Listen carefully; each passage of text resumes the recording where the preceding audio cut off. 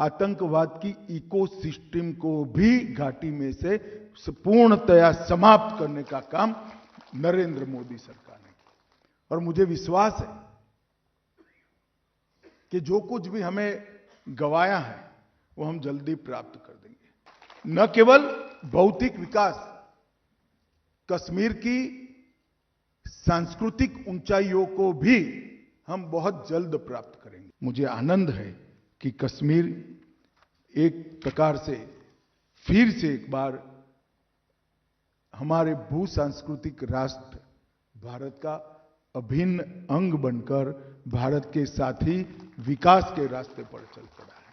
मित्रों, और मैं आज कहना चाहता हूं कि हमने न केवल आतंकवाद पर कंट्रोल पाया है, इसको रोकने में सफलता प्राप्त की है, हमने आतंकवाद की इकोसिस्टम को भी घाटी में से पूर्णतया समाप्त करने का काम नरेंद्र मोदी सरकार ने किया।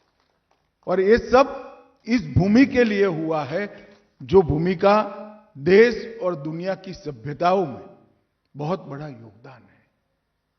हमारे देश की भाषाओं को, हमारे देश के व्याकरण को, हमारे देश के कई प्रकार की विधाओं को कश्मीर के विद्वानों ने समृद्ध किया है।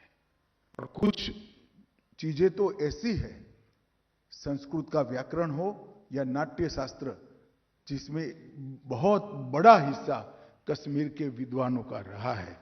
और मित्रों, आज मुझे आनंद है कि कश्मीर एक प्रकार से फिर से एक बार हमारे भू सांस्कृतिक राष्ट्र भारत का अभिन्न अंग बनकर भारत के साथ ही विकास के रास्ते पर चल पड़ा है। वहां पर भी लोकतंत्र प्रस्थापित हुआ है।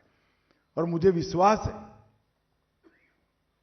कि जो कुछ भी हमें गंवाया है वो हम जल्दी प्राप्त कर देंगे। पूरा विश्वास है। न केवल भौतिक विकास, कश्मीर की सांस्कृतिक ऊंचाइयों को भी हम बहुत जल्द प्राप्त करेंगे। आधुनिकता को तो स्वीकारेंगे ही, मगर हमारा चीर पुरातन जो गौरव है उसको भी प्राप्त करेंगे। इतिहास के वो अमर पन्नों को फिर से एक बार सृजित कर जमीन पर उतारने का काम भी कश्मीर की जनता करेगी, इसका मुझे पूरा विश्वास है।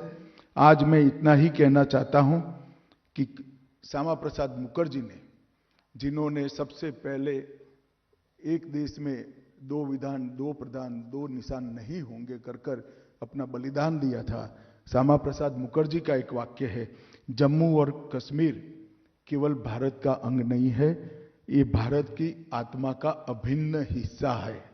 और इस पुस्तक ने ये सिद्ध कर दिया है कि हमारी संस्कृति का अभिन्न हिस्सा जम्मू कश्मीर और लद्दाख है।